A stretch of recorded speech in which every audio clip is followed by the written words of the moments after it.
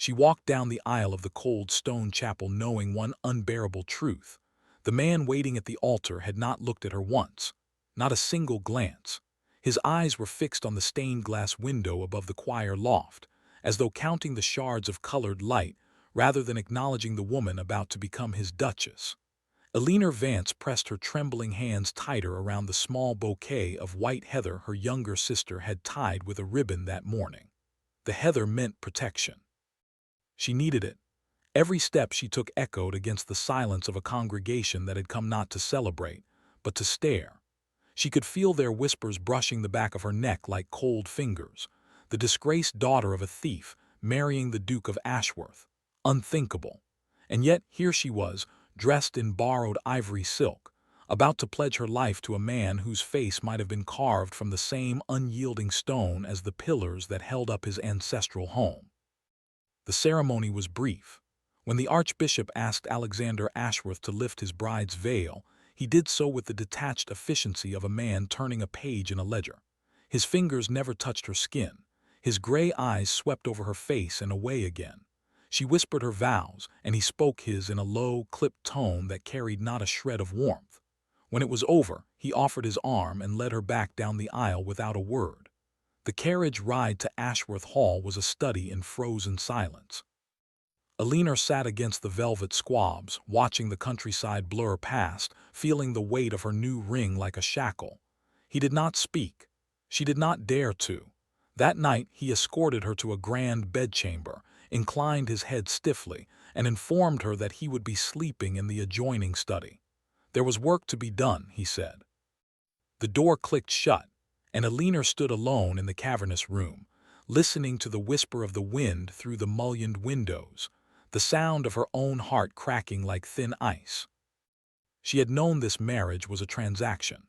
7 months ago, her father had died in disgrace, branded an embezzler who had stolen from the ducal estate where he served as land steward. The accusations had stripped the Vance family of everything: home, reputation, hope. Eleanor, at 22, found herself living in a cramped lodging house with her frail 16-year-old sister, Clara, taking in mending by candlelight just to afford bread. Then, without warning, a solicitor had appeared with an astonishing offer. The Duke of Ashworth would marry her, restore her family's name, provide a generous settlement for Clara's education, and grant them both protection. In return, she would become his duchess. No love was promised. None was expected.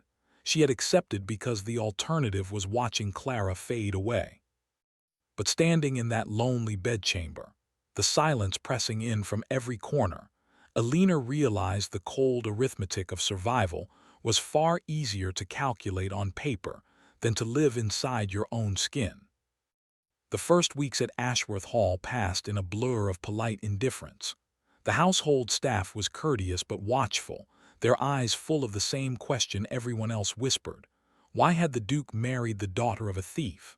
Alexander was rarely present. He left early for estate business, returned late, and took meals in his study. When they did cross paths in the corridors, he gave her a curt nod and moved on. The house was magnificent but suffocating, stuffed with ancestral portraits whose painted eyes seemed to judge her. Eleanor wandered the long galleries alone, her footsteps swallowed by thick carpets. She began to feel like a ghost haunting a palace she would never truly inhabit. One evening, she found a small, leather-bound book left on a bench in the conservatory.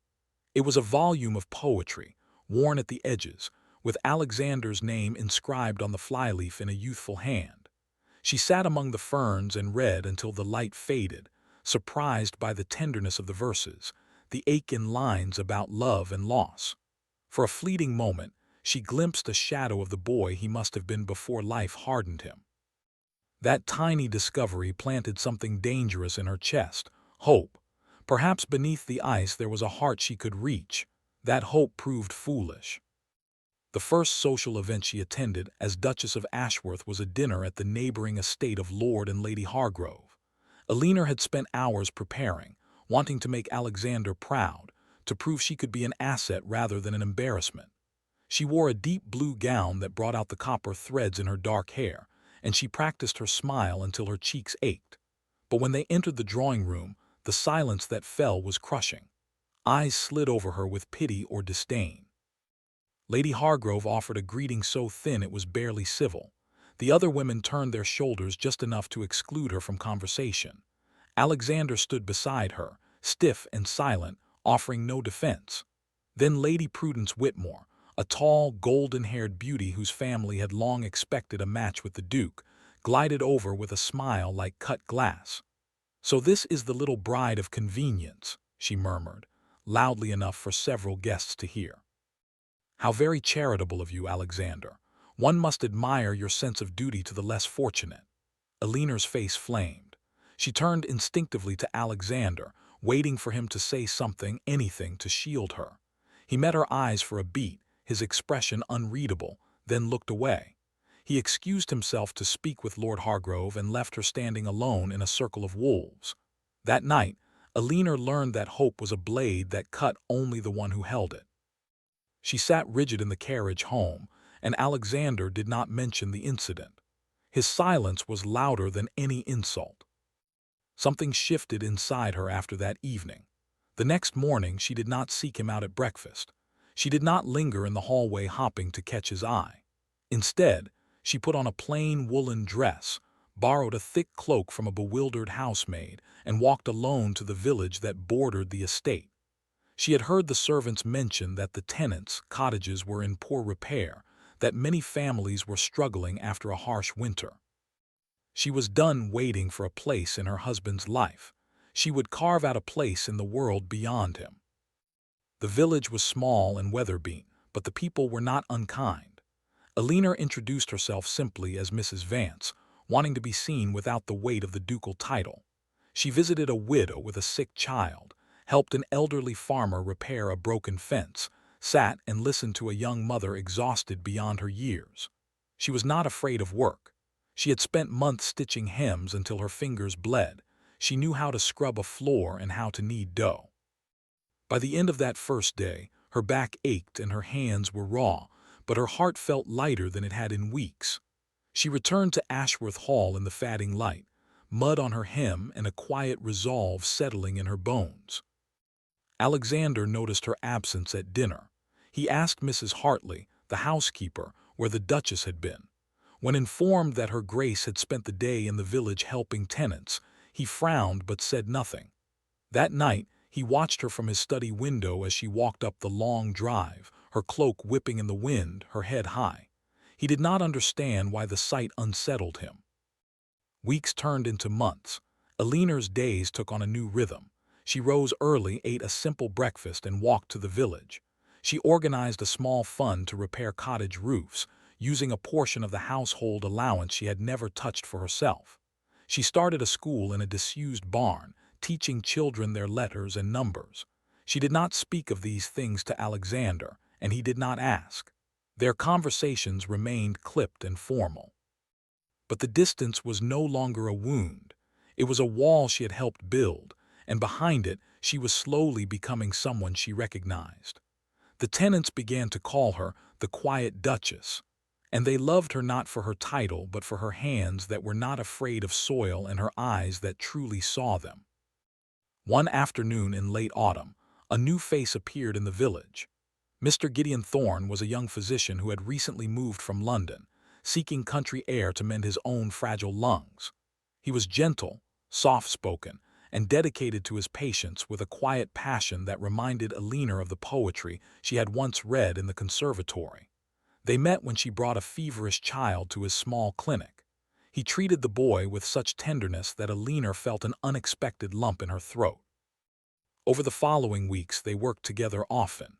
Gideon would ask her opinion on herbal remedies and she would help him organize his cluttered surgery. He was easy to talk to, undemanding, and his blue eyes held no judgment. He did not treat her as a fallen woman or a duke's silent ornament. He treated her as Eleanor. For the first time in a long while she laughed. It was a small, surprised sound that escaped her when Gideon accidentally spilled tincture on his cuffs and made a joke at his own expense. She did not realize how starved she was for simple human warmth until that moment. The village noticed. Servants talk. It was not long before whispers drifted up to the great house. The Duchess was spending a great deal of time with the young doctor. They had been seen walking together, their heads bent close. Nothing improper, of course, but it was noticed. Alexander heard the whispers from his valet, who had heard them from the groom. He felt something hot and unfamiliar coil in his chest. That evening, he broke his usual routine and waited for Alina in the entrance hall. When she walked in, cheeks flushed from the cold, a small smile still lingering on her lips, the sight struck him like a physical blow. She looked alive in a way he had never seen before, and he had never been the cause of it. "You were in the village again," he said. His voice came out flatter than he intended. Alina paused, pulling off her gloves. "Yes." "With the physician." She met his gaze squarely. "Dr. Thorne has been kind enough to accept my help at the clinic. The children need—" "The children have a physician," Alexander interrupted. "They do not need the Duchess of Ashworth playing nurse in a damp cottage." Something flickered in her eyes, the ghost of the hope she had buried. "I am not playing, Your Grace. I am trying to be useful." "Your duty is here," he said, the words clipped. "You have responsibilities to this household, to your position." "My position," she repeated softly, and there was no anger in her voice, only a weary understanding that cut deeper than any blade. "I have no position here except the one you tolerate. I am visible when required and invisible when inconvenient. I am trying to build something of my own because I cannot spend my life waiting for a key to a room you locked the day we married." She did not wait for his response. She walked past him up the stairs, her back straight, and he stood motionless in the vast hall, the echo of her words ringing in the silence. That night Alexander could not work. He sat in his study staring at a ledger without seeing the numbers. He had married her to make amends, to offer protection she did not know she needed. The truth was a tangled knot he had never attempted to untie for her. Her father, Thomas Vance, had not been a thief. The real embezzler was Alexander's own cousin and man of business, Reginald Ashworth, a serpent who had carefully crafted evidence to frame Vance and cover his tracks.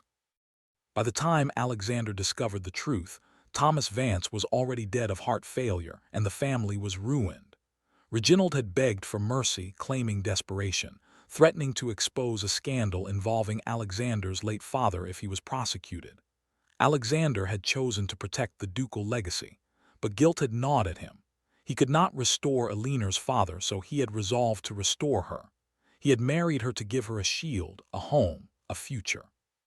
He had kept the truth locked away, believing the knowledge would only cause her more pain, and also fearing that if Reginald felt cornered, he might turn his venom on Alina. So he had offered a cold marriage of duty, thinking distance would keep her safe and untainted. He had not anticipated that his silence would become a slow poison. And now, watching her slip away into a life where another man made her smile, he felt the ground shifting beneath his feet. Reginald Ashworth had watched Alina's growing influence with thinly veiled alarm. A clever, beloved duchess who won the hearts of the tenants was a threat. If she ever uncovered the truth about her father, his entire house of cards would collapse. He began to weave a new web. At a county assembly a few nights later, he cornered Alina by the punch table, his smile slick and confidential. "Dear cousin-in-law," he murmured, "I do hope you are careful with your little charity projects. Some of the tenants might take advantage, and your, close association with the young doctor is causing talk. Alexander is a proud man. Scandal would wound him deeply." Alina's fingers tightened on her glass. "There is no scandal, Mr. Ashworth. Dr. Thorne is a friend." "Of course," Reginald said, his eyes glittering. "But the world does not see friendship between a married woman and a handsome bachelor. It sees impropriety." He paused, leaning closer. "Alexander has already sacrificed so much to lift you from the gutter. It would be a pity if you dragged his name back there." The words hit with the precision of a thrown stone. Alina felt the old shame rise, the same shame that had lapped at her on her wedding day. She looked across the room. Alexander stood talking with Lord Hargrove, his profile hard. She wanted him to look at her, to offer some sign that she mattered. But he did not. Reginald slipped away, leaving her standing alone in a crowd, the music and laughter swirling around her like a cruel parody of joy. The turning point came on a biting December afternoon. Gideon Thorne had asked Alina to accompany him to a remote farm to deliver medicine. The sky darkened earlier than expected, and a fierce storm rolled down from the hills. The roads turned to rivers of mud. Gideon's small gig became stuck in a ditch, and as they struggled to free it, a branch snapped from an overhead tree and struck Alina's shoulder, knocking her to the ground. She felt a searing pain but gritted her teeth and insisted she was fine. By the time they finally made it back to the village, she was soaked, shivering violently, and her left arm hung useless at her side. Gideon, his face pale with worry, insisted on accompanying her to the hall. She refused, not wanting to cause a scene, but he would not be dissuaded. He drove her right to the main entrance and helped her down just as Alexander's carriage pulled into the drive. What Alexander saw was this: his wife disheveled and clinging to the arm of the young doctor, her dress torn, her face ashen. Something primal and possessive exploded in his chest. He strode toward them, his gray eyes blazing. "What happened?" The question was a whip crack. Gideon began to explain, but Alexander cut him off. "You put her in danger, a storm in the hills, and you thought it acceptable to risk the Duchess's safety." "It was my choice," Alina said, her voice shaking with cold and pain. "He saved me from worse harm." Alexander turned to her, and for a heartbeat his mask slipped. She saw something raw in his eyes, something that looked terrifyingly like fear. He swept her up in his arms without another word, carrying her into the house, bellowing for the housekeeper and a physician. Alina, dizzy and aching, could barely protest. She was laid gently in her bed, and the household erupted into controlled chaos. Alexander stood in the corner of the room, his fists clenched, watching the doctor examine her. When it was confirmed that her shoulder was badly bruised but not broken, the tension in his jaw did not ease. He dismissed everyone, and then it was just the two of them, the crackling fire the only sound. Alina lay against the pillows, her eyes heavy. "You were cruel to Dr. Thorne. He meant no harm." Alexander did not answer for a long moment. Then he crossed the room and sat heavily in the chair beside her bed. "I saw you fall in my mind," he said, his voice rough as gravel. "I saw 100 terrible endings, and all of them were my fault." He rubbed a hand over his face. "I cannot lose you, Alina. The thought, it undoes me." She blinked, wondering if the pain was making her hallucinate. "You have never wanted me. You made that clear from the first day." He looked at her then, truly looked, and she saw the exhaustion, the regret, the deep, aching sadness he had carried alone. "I wanted you before I had the right. I wanted you when I thought I could never have you. And then I married you out of duty and guilt, and I locked every tender feeling away because I thought it was the only way to protect you. I was a fool." "Protect me from what?" she whispered. He took a shuddering breath and told her everything. About Reginald, about the embezzlement, about her father's innocence, about the threats and the hidden evidence he had collected but not yet used because it would destroy the family name and possibly unleash Reginald's vengeance. He told her that he had married her to give her safety she didn't know she needed, and that he had kept silent to shield her from a man who would hurt her if he felt cornered. "I thought distance was armor," he said hoarsely. "I never meant it to become a cage." Alina listened, tears sliding silently down her temples. The truth rearranged every painful memory. His coldness had been a twisted form of protection. His silence had been a prison he built for himself as much as for her. The betrayal of her father's name had been a lie all along. She felt fury, grief, relief, and a strange, fragile tendril of understanding. But she was too exhausted to speak. She closed her eyes, and the world slipped away into a dreamless sleep. When she woke, Alexander was still there, his head bowed, her hand held loosely in both of his. Morning light grayed the windows. He had not moved. She stirred, and he lifted his head. His eyes were red-rimmed, his cravat undone, the powerful Duke of Ashworth reduced to a man waiting on a verdict. "I don't know if I can forgive you for the years of silence," she said, her voice a thread. "I need time to understand." "Take all the time you need," he said. "I will wait. I have waited for you in every way that matters. I can wait longer." But time was not something Reginald intended to grant them. A few days later, still confined to her bed but growing stronger, Alina received an unexpected visitor. Reginald appeared in the doorway of her sitting room, his face a mask of concern that didn't reach his eyes. He closed the door softly. "I came to see how you were faring, dear cousin, and to offer a warning." He held up a leather folio. "I have in my possession documents that prove you and the good doctor have been conducting an inappropriate relationship. Letters, witness statements. Very damning. If Alexander sees these, your little fairy tale recovery will shatter. He is a proud man. He would cast you out." Alina's heart pounded, but her voice was steady. "There are no such letters because there was no such relationship. You lie."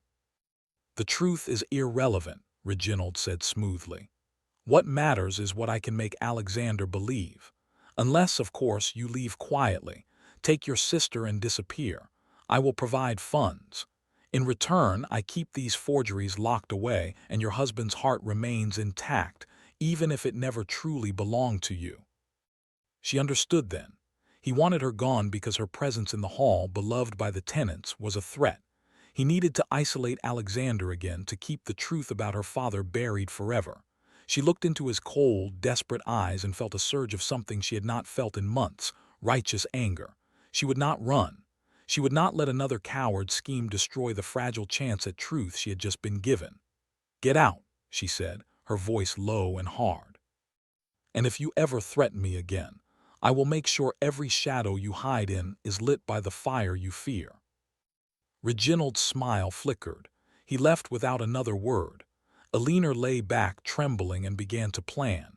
She sent a maid to fetch Gideon Thorne, not out of affection, but because she needed an ally who knew the village and could keep a confidence. When Gideon arrived, she told him everything, including her father's innocence and Reginald's blackmail. Gideon listened quietly, his gentle face growing stern. "I know a magistrate in the next county who is incorruptible," he said. "If we can gather proof of his forgery and the original embezzlement, we can trap him in his own net." They hatched a plan that required stealth. Over the next week, while Alexander was consumed with estate business and wrestling with his own regret, Alina, with Gideon's help, discreetly contacted a retired clerk who had once worked for Reginald and held old grudges. The clerk, living in penury, was easily persuaded to hand over a set of ledgers showing the original embezzlement and Reginald's coded notes framing Thomas Vance. Alina also discovered something else in her husband's study, searching for the evidence Alexander had mentioned. Hidden in a locked drawer was a bundle of letters, not from Reginald but from her father, Thomas Vance. They were written years before his death, addressed to Alexander, pleading for help, explaining his suspicions, begging the young duke to investigate. The final letter, dated just a week before his heart failed, was smeared with tears. Alexander had kept them all. He had read her father's desperation and had been too late. Guilt had been his constant companion, and tucked beneath the letters was a small, faded miniature portrait of Alina herself, drawn when she was perhaps 17, cut from a larger family sketch. He must have carried it for years. The discovery broke open the last locked chamber of her heart. He had loved her from afar long before duty demanded a marriage. Armed with the ledgers, the letters, and her own burning purpose, Alina confronted Reginald in the library, with Alexander and the magistrate present, carefully summoned by Gideon. The scene unfolded with the precision of a closing trap. Reginald's forgeries were exposed as the work of a hired scrivener who confessed. The ledgers were laid out. The web collapsed. Reginald, cornered, tried to flee, but Alexander blocked the door, his face a storm. "You stole her father's life," he said, his voice vibrating with contained fury. "You slandered the woman I love.